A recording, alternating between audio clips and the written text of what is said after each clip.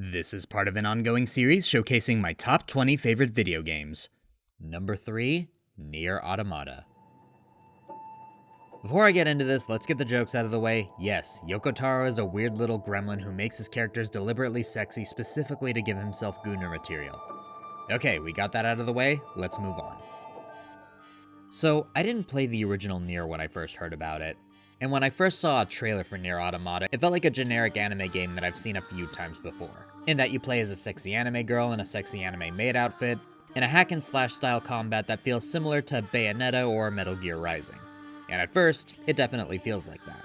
But once you get past the first hour, the whole thing transforms into an existential crisis that I was not even remotely prepared for.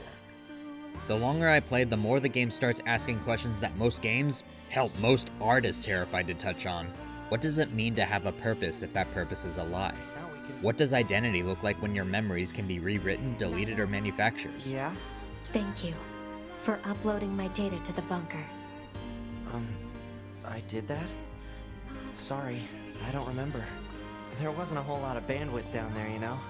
I probably only had enough time to back up your memories. Mine are only intact up to the point just before we rendezvoused. And if suffering is inevitable, does meaning come from enduring it or rejecting it entirely? Everything that lives is designed to end. We are perpetually trapped in a never-ending spiral of life and death.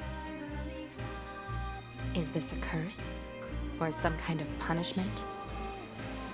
I often think about the god who blessed us with this cryptic puzzle, and wonder if we'll ever have the chance to kill him. The voice acting is some of the best I've heard in years, the music is hauntingly beautiful, but most importantly, it takes advantage of its video game medium. This is the kind of story you wouldn't be able to tell as a movie or a novel without losing something essential. The gameplay messes with us both in our perspective and in our expectations of what a playthrough is supposed to be. The idea that the credits can roll and the story isn't even close to finishing is always a smart narrative trick that I appreciate, and it's one that can only ever be done in video games. But each new playthrough doesn't just add information, it reframes everything you thought you knew from the first one. Characters you initially dismissed gain depth. Enemies that you killed before and didn't think about suddenly become tragic. All tied together with this bleak, nihilistic atmosphere. One of the core things about Automata is its obsession with meaning. Specifically how both man and machine cling to it when the universe refuses to give them any. Every faction in this game is built around some version of that struggle. Androids who believe they're fighting for humanity even though humanity's been gone for hundreds, possibly thousands of years. Machines who mimic religion, family, hierarchy, and philosophy because they don't know what else to do with their existence. None of these beliefs are portrayed as clean or heroic. They're usually messy, contradictory, and sometimes even delusional. His wondrous grace has become a god. If a belief gives somebody purpose, comfort, or directions, does it matter whether or not it's true? Another thing they explore is the concept of identity. Characters are defined by roles they didn't choose, memories they can't trust, and names that are basically just serial numbers. 2B, 9S, A2. When your consciousness can be backed up, restored, or erased, what actually makes you who you are? Is it memory, experience, choice, or just repetition with slight variations? Even themes of hope are questioned. It doesn't present optimism as naive or despair as enlightened. It just shows how both can become traps.